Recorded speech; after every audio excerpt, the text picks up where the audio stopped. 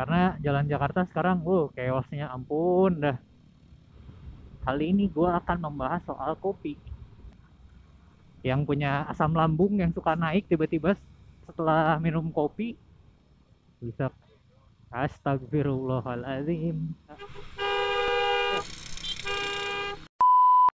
Lebih sakit aja daripada ditinggalin sama doi pas lagi sayang-sayangnya.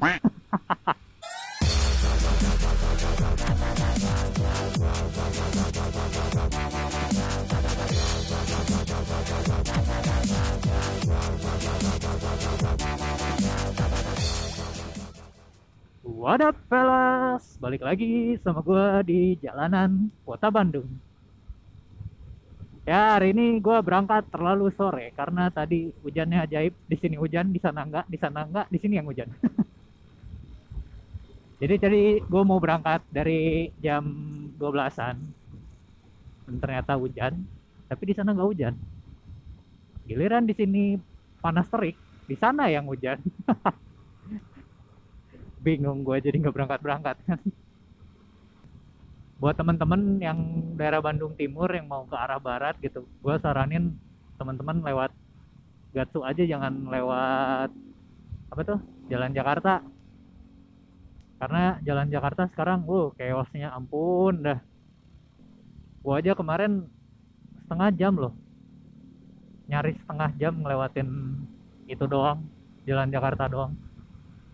Itu jalanan parahnya udah kayak lagi mudik lebaran.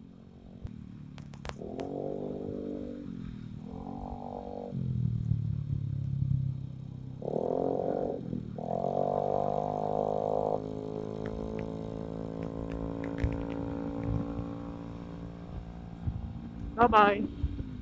Ya udah sih, udah itu tenaga motor gua nggak ada. Berhubung kalau ngebahas kendaraan sama jalanan keseringan itu akan membosankan, kali ini gue akan membahas soal kopi. Nah, gue mau sharing sedikit pengetahuan gue yang ya masih cupu, tapi buat yang belum tahu kan lumayan. Hai, JB74 lagi. Kinyis-kinyis bro, STNK belum keluar. Plat nomor sementara kayaknya. Pembahasan kopi kita hari ini adalah kopi yang mana yang aman diminum sama penderita lambung. Ya maksudnya kayak jangan yang akut ya. Kalau akut sih ngeri.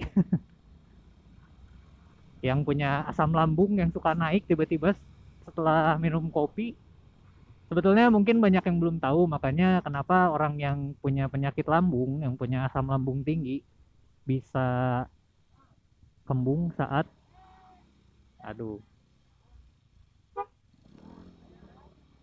bisa, astagfirullahaladzim. Malah sebetulnya ada yang percaya kalau kopi itu bisa menyembuhkan penyakit lambung. Nah, gue sih nggak paham gimana ya, cuma yang gue rasain, gue sebetulnya penderita asam lambung tinggi yang selalu kumat kalau stres. Tapi gue fine-fine aja minum kopi tiap hari karena gue punya triknya. Nah, triknya gue share nih sama teman-teman. Yang pertama, kopi itu kalau misalkan kita mau minum, kita harus tahu dulu nih jenisnya. Jangan sungkan nanya ke barista, "Mas, kopinya Robusta atau Arabica?" Karena beda jenis kopi, maka beda juga efeknya sama lambung. Oke, sekarang gue jelasin ini dulu deh, Robusta Arabica. Kenapa orang lebih beranggapan kopi itu asam, yang asam itu bikin asam lambung cepat naik? Nah, ini yang salah sebetulnya. Karena kafein yang tinggi itu adanya di Robusta, dan Robusta itu rasanya cenderung pahit dan bodinya kuat. Jadi kayak kita kalau misalkan habis minum gitu di langit-langit sama di tenggorokan masih kerasa aja tuh rasa pahitnya. Nggak ada asam-asamnya sama sekali. Nah, pertama soal bentuk. Kalau soal bentuk, buat yang bukan penikmat kopi dan orang-orang yang tidak mendalami soal kopi, sebetulnya bentuknya hampir sama-sama aja sih, begitu-begitu aja. Cuma ada perbedaan dari bentuknya. Sebetulnya kalau misalkan dipahami, kayak misal si robusta itu cenderung membulat dan gendut, kalau arabica cenderung pipih dan agak gepeng. Nah, nanti gua cariin deh referensi fotonya, nanti gua pasang fotonya di sini sambil gua edit. Jadi kalau secara kasat mata orang yang nggak biasa ngebedain pasti bakalan susah. Sekarang dari rasa. Nah, kalau dari rasa sebetulnya ini ketara banget sih. Kayak arabica itu dia cenderungnya asem, asem kayak buah-buahan. Kayak ada.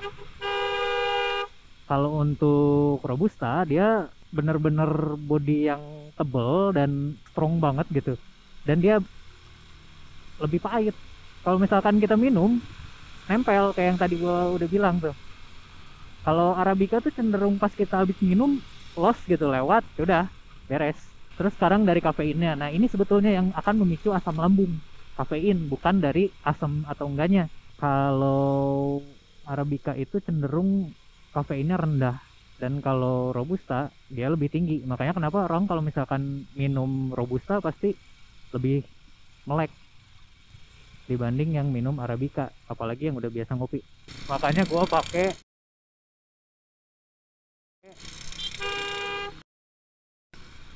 tuh fit anjir. Yang begitu tuh yang kacau, mau belok kiri dia di kanan, ini mau belok kanan dia di kiri. Ampun dah. Masih mending jalurnya bukan jalur high speed, ini kan jalur cepet. Sampai lupa kan tadi gue bahas mana anjir, emosi. Jadi kalau yang udah biasa ngopi sebetulnya minum robusta bakal biasa-biasa aja, karena lambungnya pun biasanya pada kuat.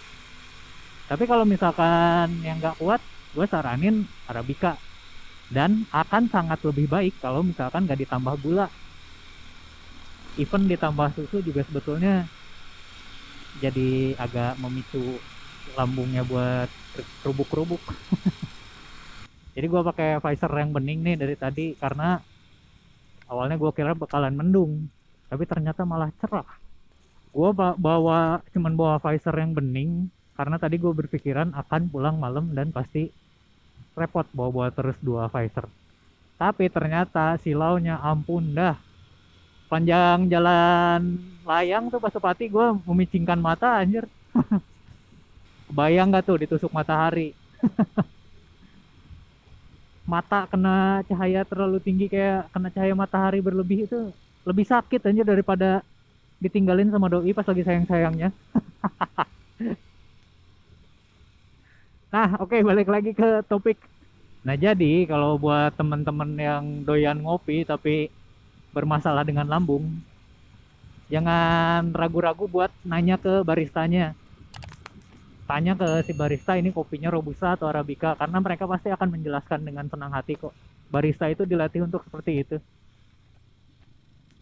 Jadi kalau misalkan mereka bilang campur A, atau misalkan fine blend A, better kalian jangan ngopi deh, mendingan minum yang lain.